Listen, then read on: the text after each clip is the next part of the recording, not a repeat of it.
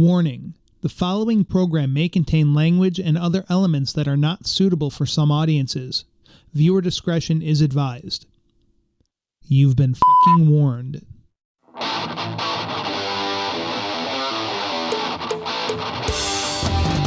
gonna put a little salt in the atmosphere. I'm gonna make your mouth perspire. I'm gonna make a little treat guaranteed to be sweet. I'm gonna teach you how to dance with fire. Yeah, baby, let's get dishing. Step into my musician kitchen.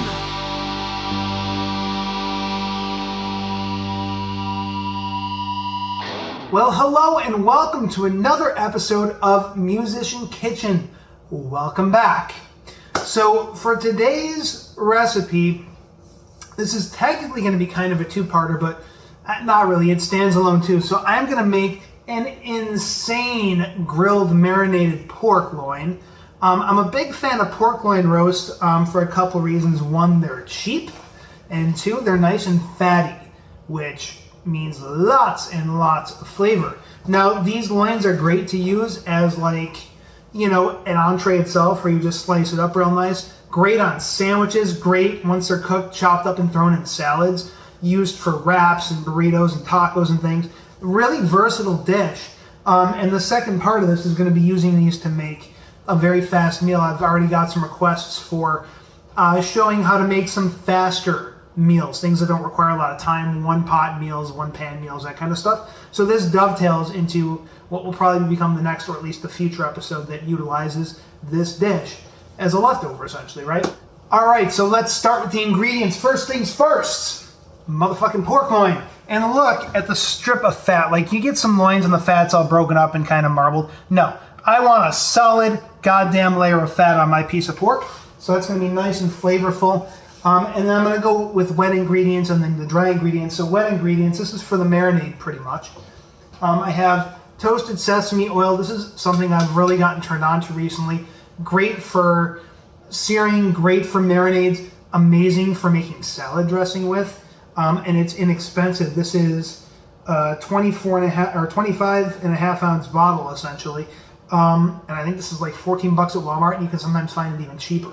Great ingredient. Then, got a little bit of red wine. This is Ménage à Trois. It's a California red blend. You can use a Cabernet if you like. You can also use a white wine if you like. For some reason, I'm just feeling red wine, and I'll explain why in a moment. There's one other ingredient in the fridge that I have to grab that I forgot about. And this is part of why I was thinking red wine, is that I'm also going to use some leftover coffee in my marinade. Pro tip, by the way. If you have coffee left over at the end of your morning or whatever time of day you drink it, coffee is fabulous in marinades. A lot of fun. And by the way, on this recipe today, every time I do a pork blend, I do it a little different. I like playing. I like having fun with my marinades. So in a sense, we're documenting me just having fun and fucking around with marinades. I will probably do this different the next time I do it. I mean, I always do it a little different, but this is just what I'm feeling now. So we got ourselves some coffee, leftover coffee, and this is like a dark roast coffee, right? Then we have a little bit of raw honey that will be going in for a little bit of sweetness, and also a little bit of thickness. Honey will thicken it up a little bit. A little bit of cider vinegar, organic cider vinegar, and then, technically it's a wet ingredient because I'm going to juice them, but we're going to juice some limes for this, right? And then for our dry ingredients, we have, of course, sea salt. Very rare that I do a recipe that does not use salt. Black pepper. And cayenne pepper to give it a little bit of spirit, shall we say. And then I'm going to do some chili pepper, some garlic powder, and also some thyme. Okay, these are things that, the thyme's a little bit of an interesting one. It's a bit of a wild card among these spices. Up until that, it was really just kind of essentially a Mexican pork, really. The thyme makes it a little more Mediterranean, but I dig it, and it goes well with those spices. By the way, drop a comment below if you would like to see me do some spice pairings and some different flavor pairings, like things that go good together, combinations, kind of like, color combinations when you're doing paintings, kind of like that, but for food, right? Let me know if you'd like to see that. So that is what's going to be going into my marinade. I'm just going to kind of throw this together and narrate as I go. I'm definitely going to be a bit more fast and loose this season. I definitely, I like doing more structured shows with more, different camera angles and stuff. But number one, situations changed and I have a few less resources as far as cameras. I'm working with one camera. But number two, I just think it's almost more fun doing it kind of guerrilla style and like having you kind of catch me do stuff on the fly. That being said, we're going to get into this now. So I'm just going to move my camera over to my counter and we'll start making this motherfucking marinade. Stay tuned. All right, so we are going to start out with the liquid base to this marinade. And actually, first thing I'm going to do is see how much coffee I've actually got. It should be a pretty fair amount. I mean, that right there is probably like a cup and a half. We want to have lots of marinade, by the way, because this is probably about another like half to 3/4 of a cup. We want lots of marinade because we want to have enough to baste with as well when we are done. Right? Now, red wine. By the way, I'm a bit of a snob when it comes to corkscrews. This, to me, is the only real corkscrew. Those ones where it's like a hood that goes to the top and it's got the handles on it. That's such, bullshit. It's like if you're going to learn to open wine the way that the pros do it, in my opinion. I'm being a little bit of a snob here on that now. I understand that, but that is just one of those things I happen to have a strong opinion on. All right. Mr. Corkscrew.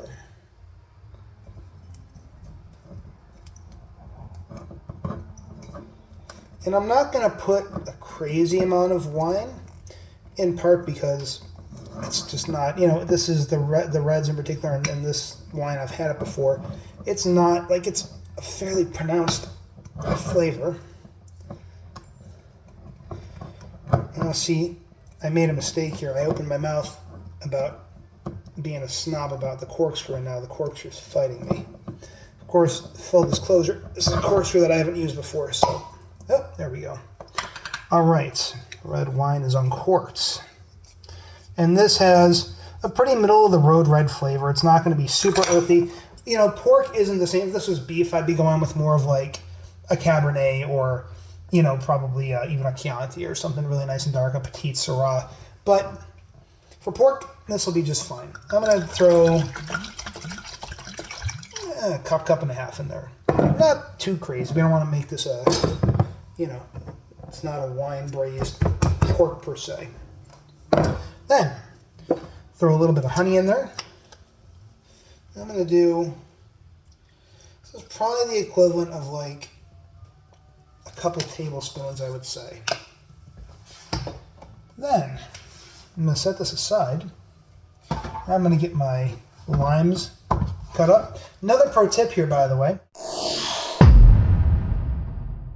When you're doing your citrus, roll it with your hand, like press down and roll a little bit, and that'll help get the juices kind of working in it so that when you go to juice your lime or your lemon or your orange or your whatever,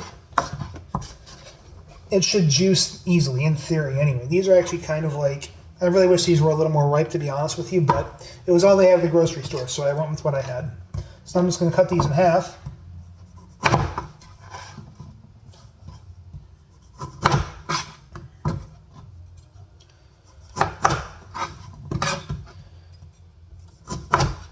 And we are going to go ahead and juice these right into our marinade.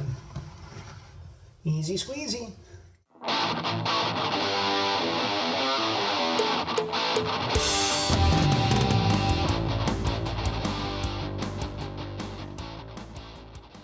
Good, so that's all 4 of those limes in there.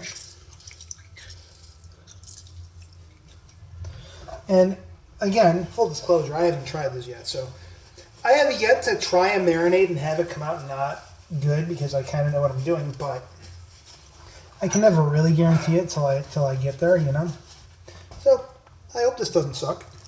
Oh, and then a little bit of cider vinegar. Not a ton. This is really just a little more acidity and a little bit different acidity, a little more different fruity acidity. So like a tablespoon of that is all I'm going to do. Now, sea salt. We're going to do, and this is coarse sea salt. You can use fine, that's okay. It's 1 tablespoon. a tablespoon and a half. Black pepper.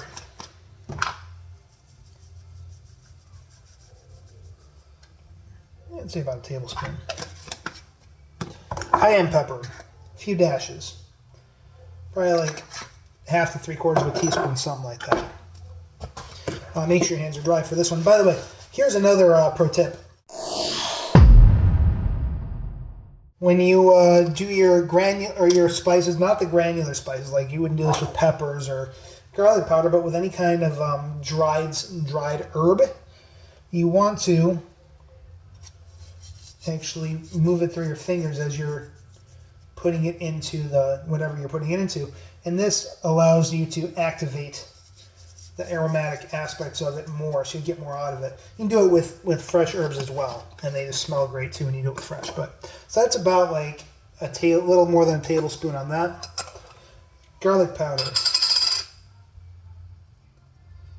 And go with about a teaspoon. And then the chili powder. We'll do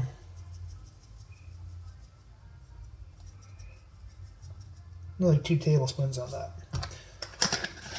That's kind of anyway, I'm just going to do 2 tablespoons on it. Some things don't need an explanation. Okay, get this all nice and mixed. Now, if you do have, and this might even help, and I actually do have one, maybe I'll do this in another episode with some of my marinades, but you can actually use like a hand blender on this to really get things nicely incorporated. It's not a bad idea. The more I talk about it, the more I'm considering doing it right now because I have the blender right behind me. Fuck it, I'm going to do it. Because it also just makes things easier on your wrist, you know. So this is a hand blender. It's a boat motor, I call it. It's an immersion blender, actually. You can use this for soups, use it for sauces. You can put it into a hot pot of soup and actually blend things with it. When I do tomato sauces with fresh tomatoes, I'll use this to, grind up my tomatoes in the pot. I'll use this with butternut squash soup. I mean, all sorts of things. It's awesome, awesome tool. And the one I got actually came with like attachments. So if you want to make like milkshakes, it came with a cup for that, like a blender cup for that. It came with other attachments, like an egg beater attachment. But it's very simple. And I've just got mine on the lowest setting here. By the way, I'll put a link down below in case you want to grab one of these. They're not that expensive, and man, what a great tool for your kitchen. So anyway, here's low speed, high speed. And I'm just going to hold this and blend.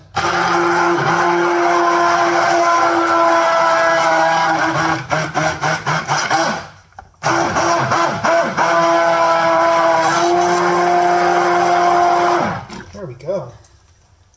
Now, one thing this will do, and this is part of why it really depends on the application and what it is. Like I would not, if you were going to use this on like guacamole, for example, I would not use it on the entirety of the guacamole. I would use it on your avocado and then mix everything else by hand after that because it will blend everything, which for this is fine. It's a marinade. It's supposed to be blended.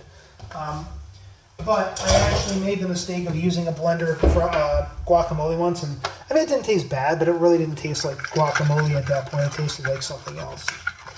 But good, so that's nice and mixed. I'm just going to take a little taste. Yeah. That is delicious. By the way, other things you could do with this marinade, with marinades in general, some things I like to marinate with. Brandy is awesome for marinating. I actually like marinating, especially for grilling, with brandy a lot. Doing that with chicken is great. With pork, it would be nice. Gosh, I mean, white wines are also great. I mean, any liquid you can think of, you just got to think of what's going to go well with it. I use mustards in my marinade a lot. It's always nice using mustard. Obviously, any citrus juice is wonderful. So there you go. And then, I realized something. So I put in the wine, I put in the coffee. I did not put in any sesame oil. So the sesame oil, and that's fine. Everything else is liquefied, so I'll just hand blend this in, no problem. And I'm not necessarily going to put a ton of this in. This is, it's super aromatic because, again, it's a toasted sesame seed oil, right? So it is very, very aromatic. It is a great flavor, too, though. It's not like a crazy overpowering flavor. It is, but it's a very pronounced flavor. So I put like a 1/4 cup in there, okay? I mean, if you really want to do more, you can. It's not good and bad. It's going to be more toasted sesame-ish. So we got all these flavors in here. And the flavors, the key flavors here that are really working together to give it this earthy depth is your coffee, your red wine, and your sesame oil. And then also your chili powder to a degree. Those are the ingredients right there that I would term as like my dark or earthy flavored ingredients. That's what's really doing it. The rest of the things are just there to complement that, right? So cool. So we got our marinade. So now we got to get this onto our pork. And what I'm going to do with this pork, by the way, pork is going to sit overnight. And I'm doing this for Easter, by the way. I'm sure this will air after Easter. In fact, I know it will. But I'm doing this for Easter Sunday. I'm going to be taking this pork over to a friend's house. We're getting together and playing some board games and hanging out. And I'm going to grill this pork loin at his place. So the second part of this video, the second half of it rather, will be taking place at his place at his grill. So I'm going to get this marinating overnight, and then I'll take it there. So what I'm going to do is get the pork. I'm going to cut it in half. Get it into these 2 Ziploc bags with some marinade on each piece. And by the way, on that, this is another pro tip. If you're doing a bigger roast, like a pork loin roast like this, for example, this is a big fucking thing. This is like, that's 6 fucking pounds of pork. So as far as cooking it, if you cut it in half like this, break it into 2 halves. Number 1, it shortens your cooking time. Number 2, if you, even with keeping, doing a longer cooking time, you have this bigger piece, so heat takes longer to get to the middle of it. Your outside, more, your less inward pieces of pork can end up cooking a little bit more than you might want, depending on how far you cook it. So cutting it in half, you have that problem less. I hope that made sense. I really meant for it to make sense. I don't know if it did, and if it didn't, I apologize. So I'm actually going to bring this over into this pan here, actually, to cut it, because this is going to juice all over the place for sure. And this, by the way, this is an oyster shucking knife, I believe, so I'm not using it for that, obviously, but it's one of those things that I've found I actually really enjoy using when I'm, for this kind of application for cutting things open. Also for the second thing I'm going to do with it, which is going to be to score the pork, which we'll get to in a moment. So just getting this out of here. Cool. And now what we're going to do is, well, first I'm going to cut this in half, is what I'm actually going to do first. And again, it's not going to be like super duper exact, just roughly cut it in half. Right about there. And look at, just so now you can see, right, because this is all out, this nice strip of fat here, this is fucking bomb when it's nice and charred and crisped up, whether you're searing it or grilling it, right? And the other thing I will say is that I do usually do my pork loins, I usually sear and bake. That's just more what I'm set up to do here where I am, but because I'm going to be at my buddy's house tomorrow, he's going to be set up for grilling. So we're going to go with that. Now, normally, too, when I do this, when I do a sear and bake, I don't do a marinade. What I'll do is I will do a dry rub, like I'll do a Montreal steak seasoning or just whatever combination of spices all around. I'll crust this in that, sear it, and then put it in the oven and finish it that way, and it's also amazing that way. Because we're grilling, we're just going to marinate. So again, I'm going to put this back into this pan that I have here for the moment. And then what I'm going to do is I'm going to score my pork. And I'm going to go cross-hatch, so like this. And this is not, again, exact. You don't have to be super exact with it. And what this will do is it'll help let the pork, it'll let things get into the skin a little bit with the marinade. Also, too, it'll just kind of look cool when it's grilled up. And I'm going to do this on both sides, by the way. Good. And my rule of thumb when I'm doing sear and bake is that once the pork is seared, I would do about 20 minutes per pound in the oven. Now, as opposed, well, you have 7 pounds of pork here, you have 2 3-pound roast. So that would mean about an hour in the oven after it's seared, and that's at 375. Doing this on the grill, a little bit different. So we are going to, it'll be a little bit longer to get it seared more than likely. So my searing process, I'm probably going to be doing like 8 to 10 minutes per side on high to get it a nice, good charred off sear. And then I will do increments of probably 10 to 15 minutes undercover after that on a medium heat, medium low heat, with these up on the back rack, not on the direct heat. And I'm going to essentially turn the grill into an oven at that point. And I would anticipate, I'll probably do 15-minute increments, and I'll probably do 4 of those. I will actually too be probably using a meat thermometer with this. Don't usually use one, but I happen to have access to one. And with pork, it's just one of those you can never really be too safe with pork. So I feel kind of okay about that. I don't feel like my masculinity is being challenged by the thermometer in this case. All right, so now our pork is ready to go in the bag and get the marinade on, right? So we got baggie number 1.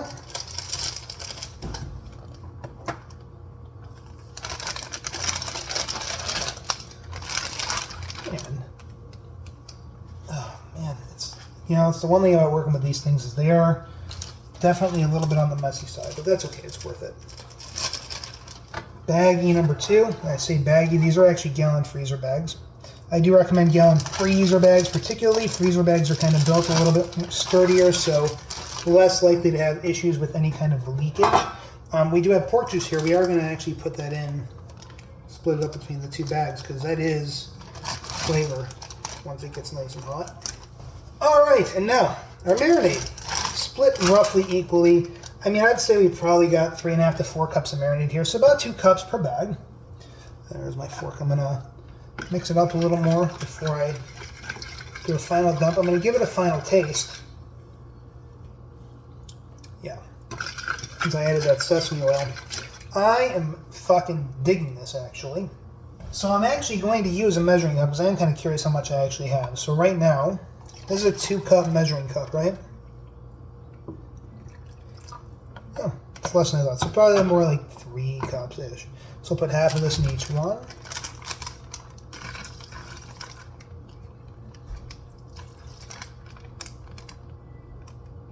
Alright, it's about a cup. And about a cup. Which is still going to be plenty, by the way.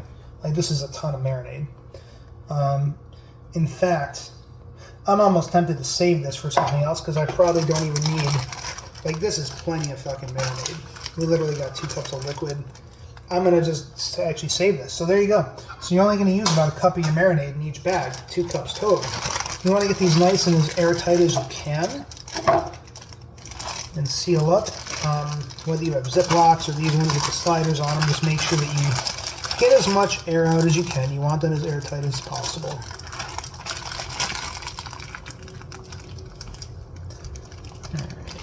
Now, because these are going into the fridge overnight, I am going to put them into this plastic Tupperware container. You don't have to use it. You can use whatever you got for that. You can use any size Tupperware as long as it fits.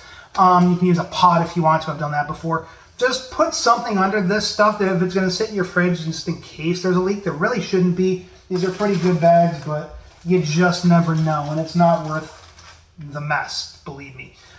So that's it. These are going to go in the fridge. I am making these for Easter tomorrow. They're probably going to go on the grill about 6 p.m. tomorrow, and it's about 8 o'clock p.m. now tonight. So it'll be about 22 hours they'll be marinating. I would say marinate these up to 2 days. After 2 days, you may start getting some undesirable effects on the pork from all the acidity in that bag, because you got, your limes and your vinegar, and even there's a little acidity in the wine. So within 2 days, but no less than like 4 to 6 hours ideally, just because of how dense the meat is, and because you want those flavors to get into your meat, even though you're going to marinate or baste as well. It's just really nice when those flavors can get in. I mean, the scoring should help with that too. But anyway, there you go. And then when I get these on the grill tomorrow, I'm going to do a hot sear on the highest heat as I can get. Probably like 8 to 10 minutes per side on high. Really get a nice char sear. I'm going to watch them a bit though to see. I'm thinking it might be more around 8. And then I'm going to put them up on the back rack of the grill. I'm going to have them on the direct heat. And we're going to do them undercover on a medium to medium low. Probably doing like increments of 15 minutes and doing probably 4 different bastes. And that should get us up to our temperature. I'm shooting for around like 160 internal temp. Keeping in mind that when this comes off the grill, it will continue cooking a little bit. So that's not going to be undercooked by any stretch of the imagination. It'll end up at about a 165-ish. I will use a meat thermometer.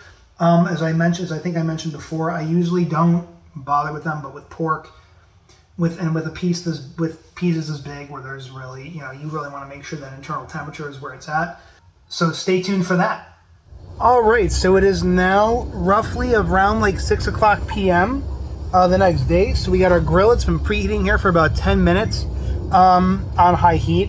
Now, as anyone who's seen this show before knows, I always like to clean and oil my grill before putting anything on it. And I do that for 3 reasons. One, it will add a little bit of flavor. That's probably the lesser of all the reasons. Second reason for oiling your grill, the obvious one, is it helps things to not stick to your grill. Now, the third thing about oiling your grill, and this is the thing that you might not think of, is that it draws heat up to your meat, so it actually helps you get a better sear. And I got some toasted sesame seed oil. This is what I'm going to be using on the grill today. It's something that's part of the marinade anyway, so it kind of makes sense. So what I'm going to do here, this is a fun technique somebody just taught me that I worked shockingly well, but I'm actually going to clean this grill. Instead of using a brush, I'm going to use some orange. I'm just taking an orange that I cut in half, turning my heat down to low. I don't burn my goddamn hands off. And we're just going to go like so. And essentially is going to deglaze the pan, or the grill grates rather. You know, and there'll be a little bit of orange matter on there, but that's okay. That's not going to cause any particular problem. Get in between here on the... Now just watch it, because this will get hot, so you want to move kind of fast when you're doing this. But it's essentially the liquid on the orange, it literally, like, it deglazes. It causes the grill to deglaze. So it's kind of cool.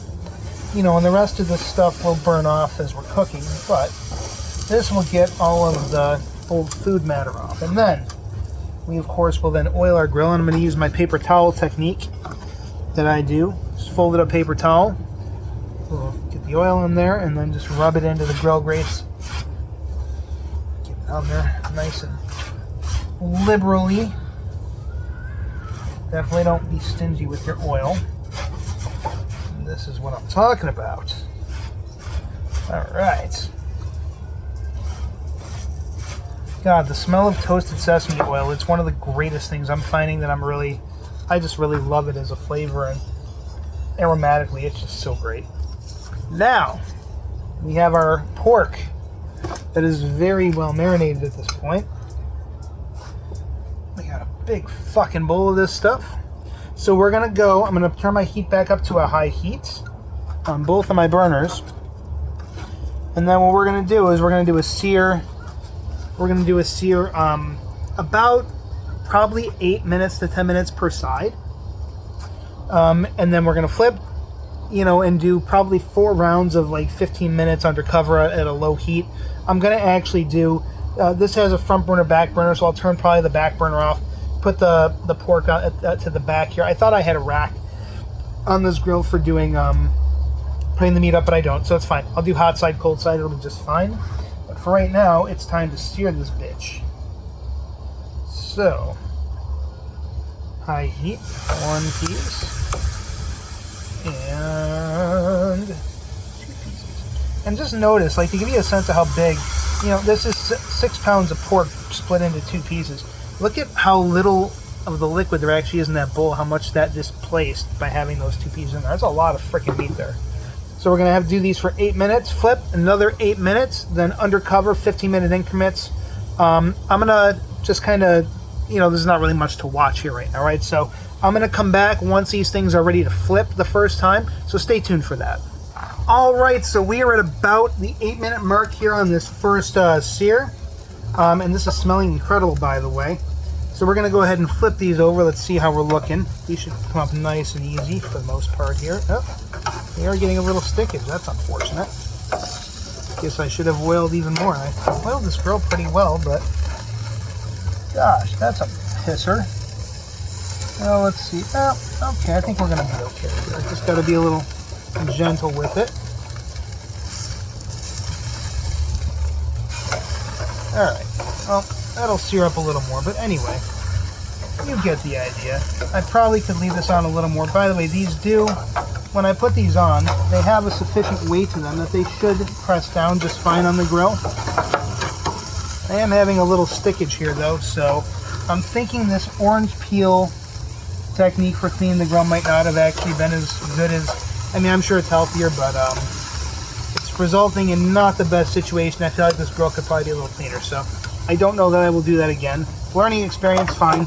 But at any rate, these do still seem like they're cooking up about right. Now, what I am going to do, just because it seems like the right thing to do, frankly, I'm going to go ahead and start basting these now, because we might as well. And we're going to let them sit for another... I'm actually going to let these go probably for like 10 minutes this time, just to see if getting that little more sear will help them to stick less. Because frankly, that was really sad. Sad face. Definitely am not a fan of having issues with things sticking. So fine, whatever. It happens. Shit happens. You know, this show is about experimentation. We tried a new method for cleaning the grill. Didn't work. Fine, got it. Good, fine, thank you. Next time, what I will probably do though is I'll steel brush it, but then maybe go over with the orange afterward. I do like the orange idea simply because if you scrape at the grill with a wire brush, it's true, you can get wire shavings in your food, and that's not obviously ideal. But all that aside, we got this on here. We're going to let it go for about 10 minutes, come back, and see what she looks like. Stay tuned.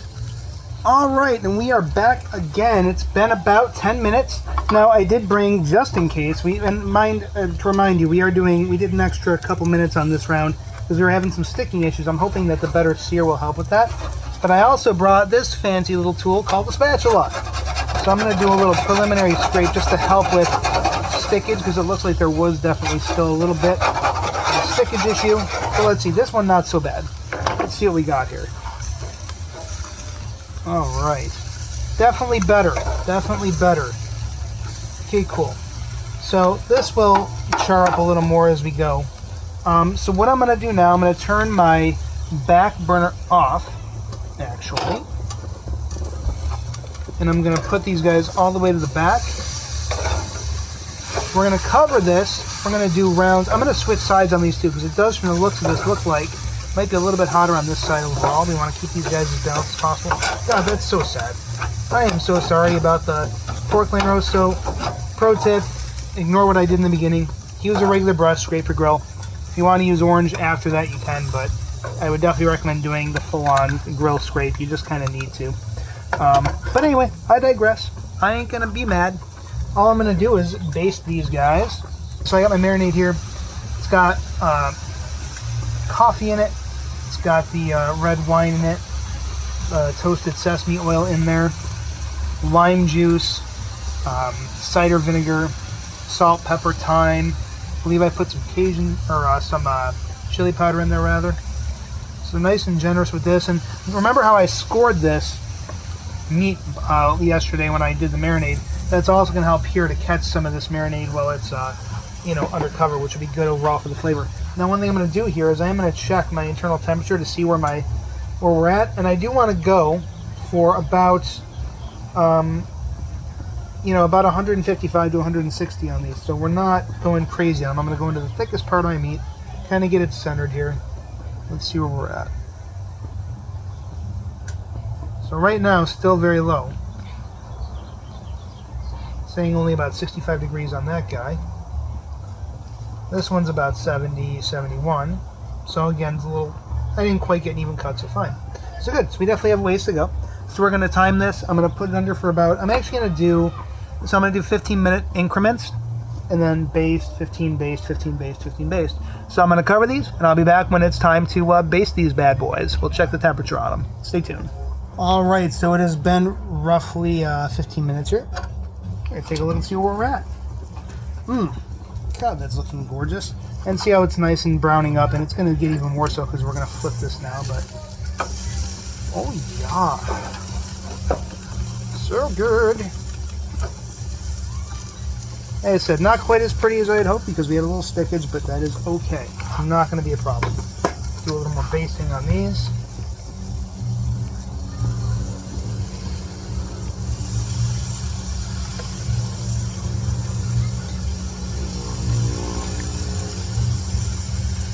Again, being very generous, very liberal with my basting material, with my marinade.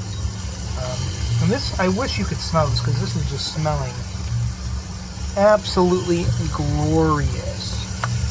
Alright, so I'm going to check my internal temperature on these newly. I think I actually forgot to turn down the front boiler, so these are actually probably under a little more heat than I had anticipated. But let's see, so this guy still only clocking in at about between 80 and 85 degrees, and this guy here,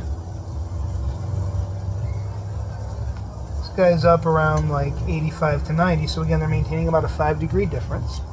So I'm going to go ahead and put these under cover for another 15. And I'm not going to keep bringing you for each of these. I'm going to do 15 minutes, and then I'll do 2 more rounds of 15 minutes. So we got 3 more rounds of cooking to happen. Then we're going to see where the temperature's at on these guys, so stay tuned for that. So this has been on here. We've done an 8-minute sear, then a 10-minute sear, side, and then we've done 4 rounds of 15 minutes with marinade under medium-low heat. And this is where we're at so far. These are looking pretty phenomenal. Look at that. So I'm going to check temperature, and I did actually do a little search while I was waiting for this last round here, and I found out it is actually 145 degrees for pork.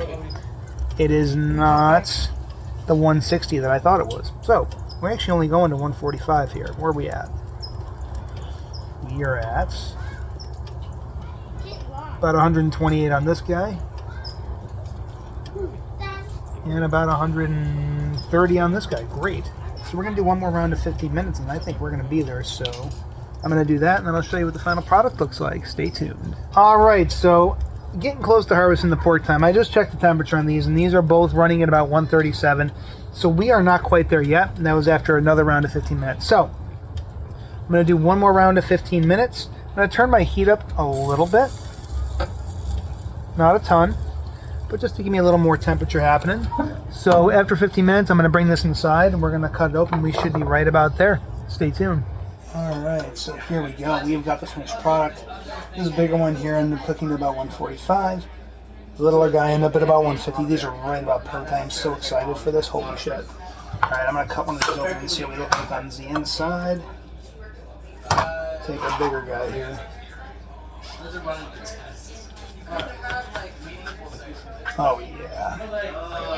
That is what the fuck I'm talking about. That looks perfect.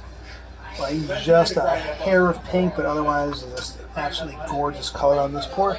We are ready to eat. I'm going to slice this motherfucker up, serve it up to some friends for Easter, and we'll see you on the next video. Peace. Alright, so the pork came out okay, but honestly I wasn't totally happy with the way the moisture came out. So I think I have to play around with that technique a bit. Also, as you saw, there was a bit of sticking on the grill, which could have messed the sear up, so I gotta, take that into consideration. But overall, I feel like on the grill it probably needs to cook slower, just because there is ultimately a direct heat source on it. And, and the other thing that could have helped is, like, I had initially planned is maybe if there was a back rack, putting it up on there. I didn't have that option with this grill, so fine. I have a couple other ideas, so I'll play with that. But I am going to do another episode where I make the pork loin the way that I tend to make them, which is to pan sear them and then finish them in the oven, which I've found works out fan-fucking-tastic every time. So stay tuned for a video on that, and then following that up, I will be putting out a video using the leftovers of that. I've had some requests for quick meals, and this pork dish as a leftover lends very nicely to some pretty delectable options as far as fast meals. So stay tuned for that. Guys, this has been Musician Kitchen. I will see you on the next video. Later. Mwah.